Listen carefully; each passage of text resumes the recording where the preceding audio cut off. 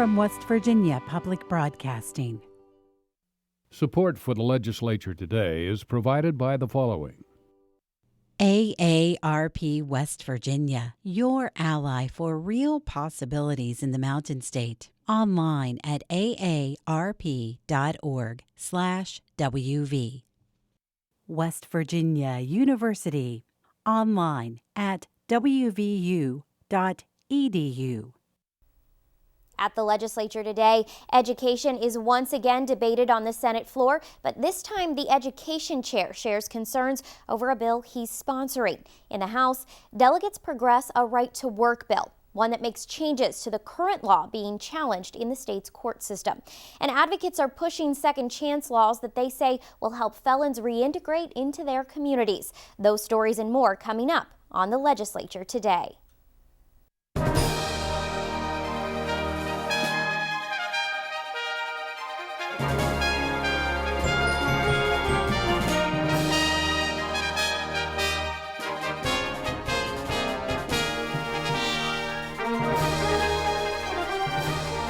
Good evening, I'm Ashton Marra. Republican lawmakers released their budget framework earlier this week, announcing the state's higher education system would likely have to endure another $50 million budget cut in the 2018 fiscal year. That's on top of the years of cuts that state agencies have already been shouldering since the economic decline that largely began in 2013. Joining me tonight to discuss the budget and other policies moving through the State House that will affect the higher education system is Dr. Paul Hill. He's the Chancellor of the state's Higher Education Policy Commission. Thank you so much for being here tonight. Thank you for having me. Well, let's start with the budget and give us a little bit of context. If there's another $50 million cut this year, how much in the past 3 or 4 years has the higher education system already seen? Well, we've already taken $57 million in reductions. That's out of beginning with about a $400 million budget. So it's a sizable reduction, approaching about 18% of what we had just a few years ago. So it's really had a huge impact on the institutions already. As I like to say, the belt has already been tightened. Now, the Republican leadership hasn't released their specific plan yet. We don't know if individual schools will be cut, if there'll be an across-the-board cut. But what have we seen in the past? Have lawmakers cut across the board mostly? We've had a combination of things. It has been primarily across-the-board cuts that have been required. But in the about 2 years ago, we had some very targeted cuts on some very specific programs. What then Governor Tomlin's budget targeted some of the programs that had been added on by the legislature to the institutional line items over a number of years, and those were reduced significantly and basically forced to choose which one of those programs they wanted to keep. So we've had a combination of cuts to higher education. So then if if the system is cut again this year, what happens? What's the practical implication of that? Well, we had a meeting just this week, just yesterday actually, with some of the leaders in the House about the budget, and I think, and all the presidents were there with me, and they were quite frank that it would have some very dire consequences, particularly to services to our students. President Gilbert reported yesterday that Marshall, for example, has already laid off 138 employees. Now, that reduces services to our students, less time tutoring, less time for activities, less time that employees are paid to be on the campus providing those types of services to students. So it will affect our students, and then the awful thing is to make up the difference, we're likely to see tuition increases to try to backfill at least some of that, and unfortunately that falls on the back of students. There has been some talk, it was presented during the special budget session last year, and those conversations kind of continued about closing some of the smaller colleges and universities in the state. Should lawmakers choose to do that? Should they choose to put a heavy burden on one university and cause it to close? What does that mean for West Virginia? I think that has some very difficult consequences for that region of the state. it really cuts off access. We're talking access of students to get post-secondary education. Not every student can travel. Not every student can pick up their lives and move to a college campus, particularly if they are beyond high school age, like many of the community college students cannot do that. They have dependent families. Some of them are working 2 jobs. And so, like Bluefield State, for example, we see a large number of commuter students who come from McDowell County, one of the poorest counties in the nation, and that is the only access they're going to have. They're certainly not going to be able to move. So the discussions, as I like to say, shouldn't be about the do we have excess capacity? It's whether or not we're going to provide services to those who need them most. Chancellor, I want to ask you about one bill that was approved by the Senate earlier this week, House Bill 2542, that grants more flexibility to universities in terms of personnel, hiring, firing, those kinds of things. Do these universities need that flexibility? I think the universities have a lot more flexibility than most people are aware of. We've been decentralizing higher education for years and years. All the fiduciary responsibilities, for example, are controlled by the local boards. I do understand, however, that the requirements in some of the personnel rules were difficult for them to work through, given the very difficult times we're in. And everybody understands the fact that reductions in budgets are causing some very difficult decisions about personnel. We've actually been conducting lots of work in the personnel area based on the bills that were passed previously. This is another modification of that language that actually expedites that process. They'll still be able to address a lot of the compensation categories that we've helped the institutions work out, but it will certainly again have some impact on how they go about those layoffs in the future if we have to do additional layoffs. Chancellor Paul Hill with the West Virginia Higher Education Policy Commission, thank you so much for your time. Thank you, Marra. Pleasure. Members of the Senate were supposed to take up a bill today to repeal the Common Core education standards and replace them with math and English standards written some 20 years ago by California and Massachusetts. The bill, however, was pushed back for the second day in a row, today after the Chamber's education chair spoke against it. Senate Bill 524 would repeal Common Core education standards and replace them with Massachusetts English standards from 2001 and California math standards from 1997. Common Core, however, was repealed by the West Virginia Board of Education in 2015. The board then took on a comprehensive review process, creating the West Virginia College and Career Ready standards that are being taught in West Virginia classrooms today. You have to have standards in school. This is what we said. You can't just go in and shotgun this thing and, hey, just teach whatever you want to today. It don't matter. Just get somewhere. That's the thing. We've got to have a standard. And all standards basically are pretty much the same. Kenny Mann is the Senate's Education Committee chair. He's a sponsor of the repeal bill that was passed out of his committee Saturday without any real debate. But since, Mann says he's studied the state's current standards, the standards the bill would require, and the standards currently in place in other states. And what he's found is there's really not a difference in the math and English of the standards out there now than what we're using currently. I'm telling you, it's not in the standard, it's in the techniques of teaching. During a floor speech in the chamber today, Mann declared Common Core dead in West Virginia. A funeral director outside of the State House, he presented the Senate president with a death certificate for Common Core. As a symbol, he says, that the standards the state currently has in place are not Common Core and do not need to be changed through legislation. Democratic Senator Bob Plymel is a former Senate Education Committee chair who says education standards should be left to individual states to write and adopt, but a state cannot simply go without standards at all. I agree Common Core is dead, and it should have been dead. It shouldn't have been proposed, and I did not agree with it at the time. I don't agree with it now. I do agree that education lives by standards. They've had standards, academic standards, all the time that I can remember. Those standards are made by state people, and that's the way it should be. The argument over repealing Common Core has persisted at the State House despite actions taken by the West Virginia Board of Education. Senate Bill 524 would supersede the board's decisions, though, and require the 20-year-old standards from 2 other states be implemented by the start of the 2017-2018 school year. If it would go into play and everything worked out, our teachers would have about roughly a month or less to develop these standards and start teaching them by August. There's no way that can happen. Plymouth says the state's current standards are not the problem with the education system, and lawmakers should be looking for ways to fix the real issues.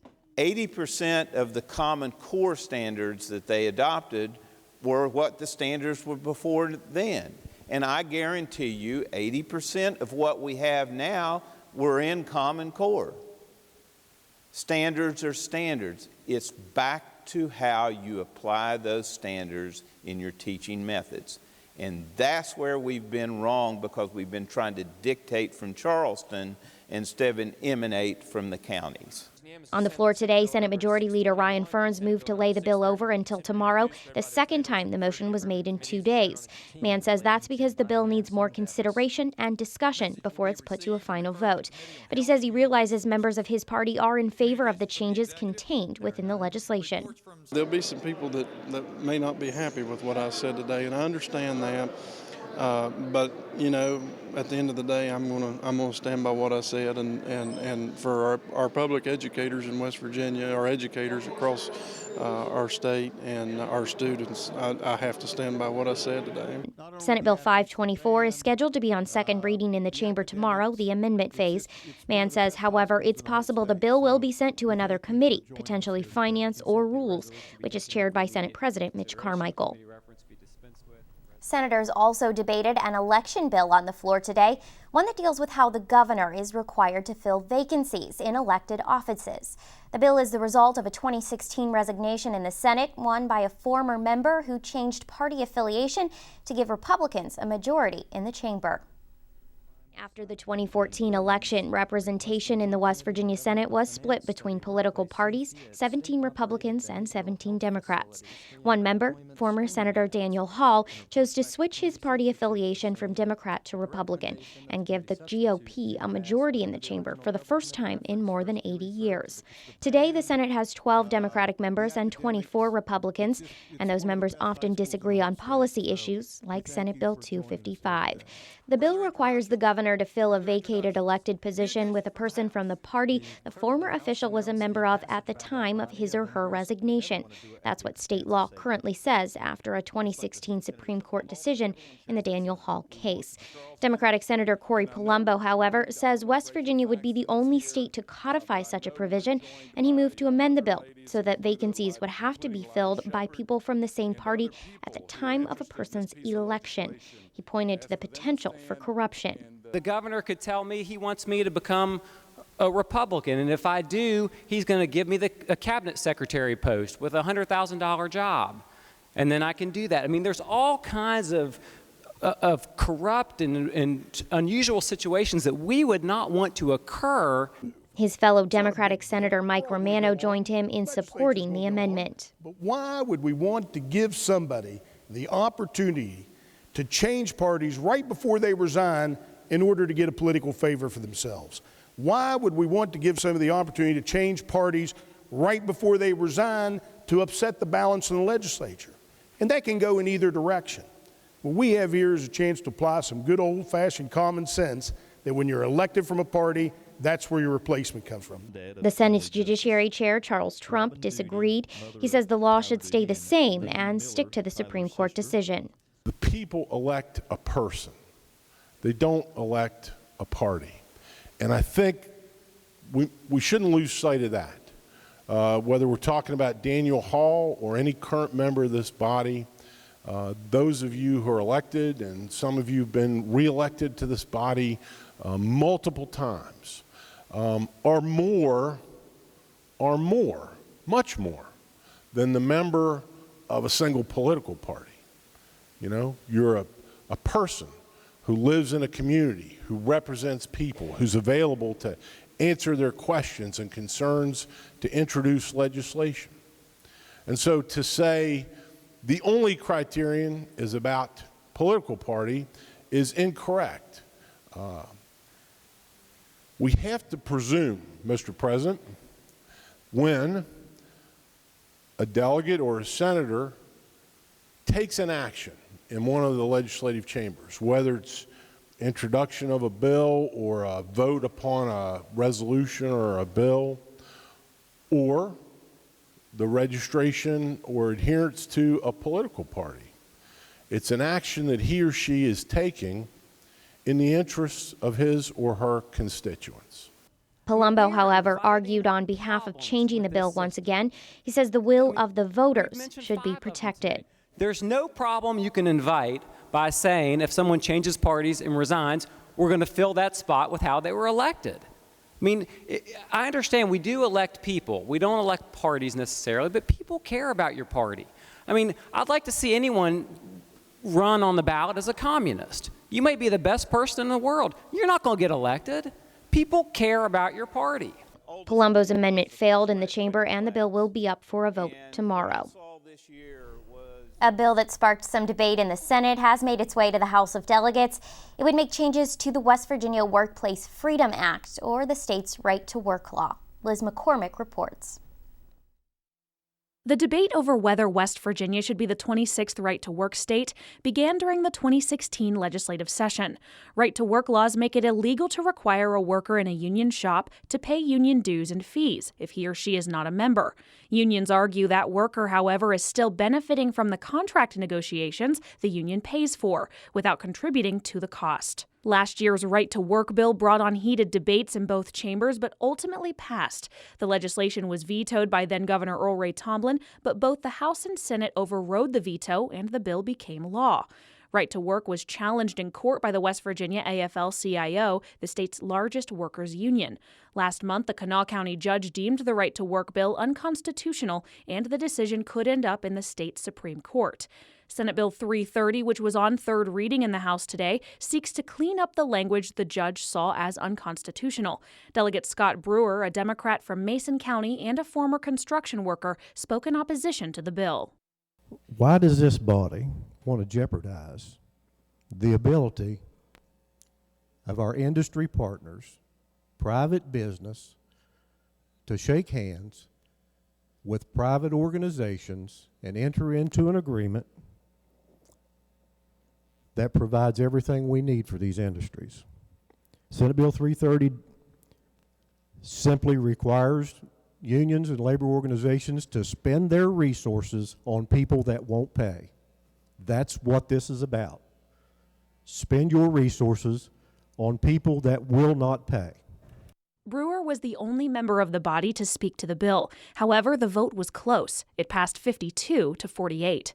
Following the vote, Democratic Delegate Mike Caputo of Marion County, who works for the United Mine Workers of America and has been vocal about his opposition to right to work, moved to amend the title of the West Virginia Workplace Freedom Act.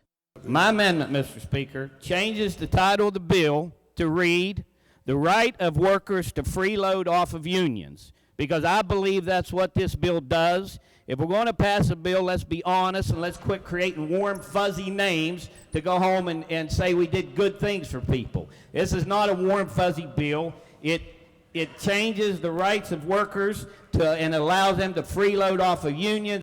Caputo's amendment failed, however, and the bill now heads back to the Senate. Members of the House quickly approved 12 additional bills during their floor session today. One of those was House Bill 2522. It would enter West Virginia into an agreement with other states to allow nurses to practice across state lines without having to get multiple licenses. The compact includes both registered nurses and licensed practical nurses. Delegate Jordan Hill, a Republican from Nicholas County, works in the Human Resources Department for his local hospital, and he spoke in favor of the bill. I often find myself hiring numerous travel nurses at our local hospital monthly to fill vacancies that we cannot fill with West Virginia nurses because of our shortage in the Mountain State.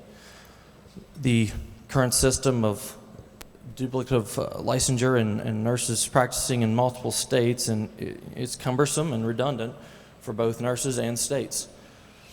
We have an opportunity right now to step up to the plate and improve healthcare in rural West Virginia and across the state. In the House's Judiciary Committee, representatives of licensed practical nurses expressed concerns over the Nurse Licensure Compact, arguing it wouldn't resolve the state's nursing shortage. It was instead pointed out that LPNs from out of state could come in and take jobs from West Virginians. Despite those raised concerns by lobbying interests, however, House Bill 2522 passed out of the chamber on a unanimous vote. For the Legislature Today, I'm Liz McCormick in the House. West Virginia has just a few multi-member districts in the House. The 35th in Kanawha County is one of them. We meet its 4 representatives tonight in this edition of Meet Your Lawmakers.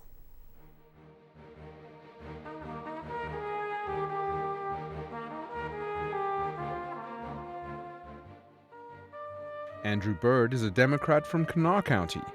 Elected in 2014, he represents the state's 35th House of Delegates district. Byrd is an attorney and a graduate of West Virginia University College of Law. Moore Capito is a Republican who also represents the state's 35th House district. Capito is a first-term delegate from Kanawha County. He is the son of current U.S. Senator Shelley Moore Capito and the grandson of former Governor Arch Moore. He's a graduate of the Washington and Lee School of Law and works in the oil and gas industry. Eric Nelson represents the state's 35th House of Delegates district as a Republican. Elected in 2010, he is from Kanawha County. Delegate Nelson chairs the House Finance Committee and works in financial services in Charleston.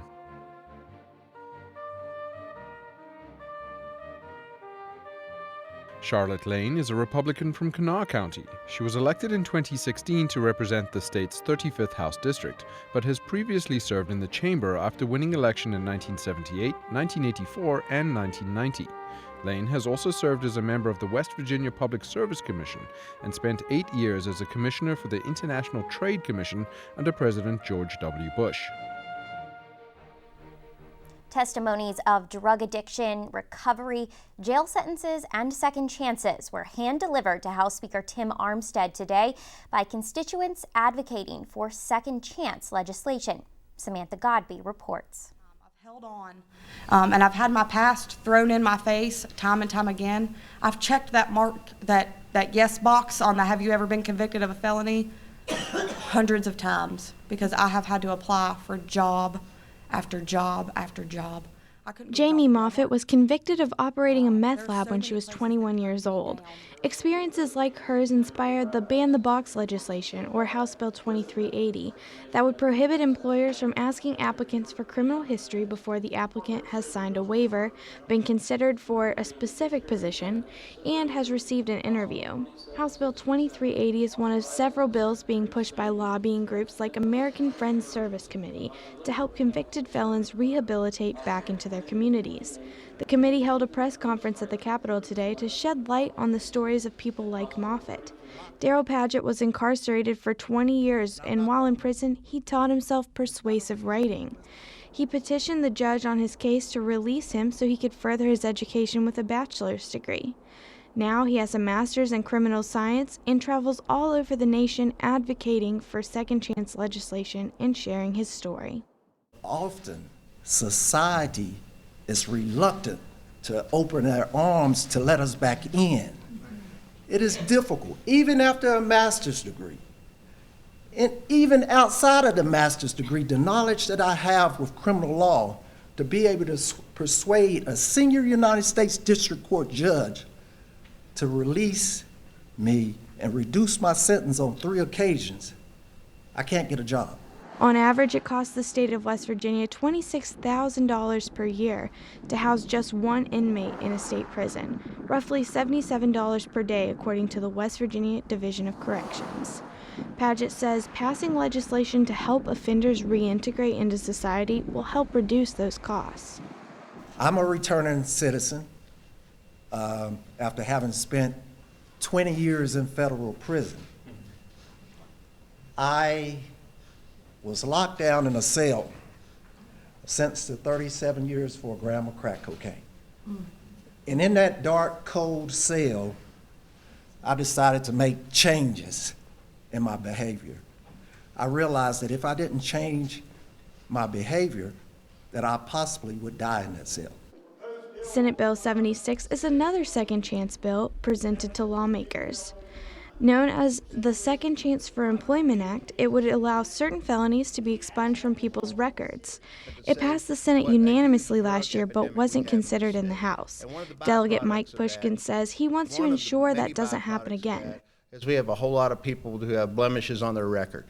And we also have a lot of people who are getting better. And there's a lot of people in this room who are getting better. Now, people do what they're supposed to do. They deserve a second chance.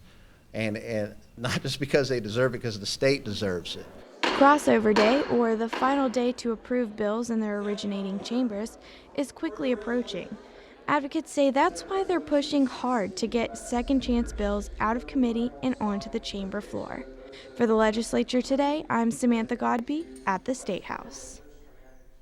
This has been the Legislature Today. I'm Ashton Marra. Thanks for joining us.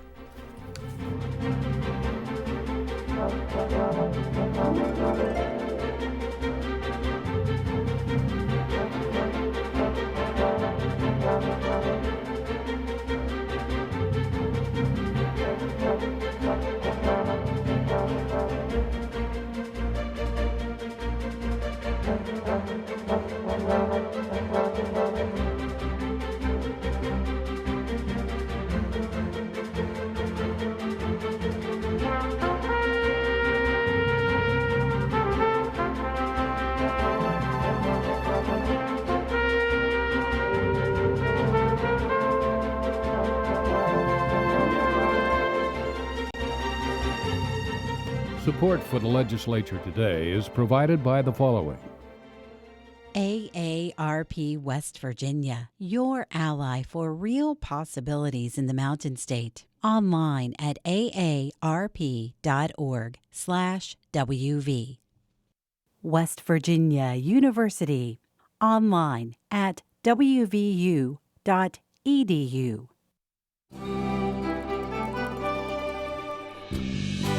From West Virginia Public Broadcasting.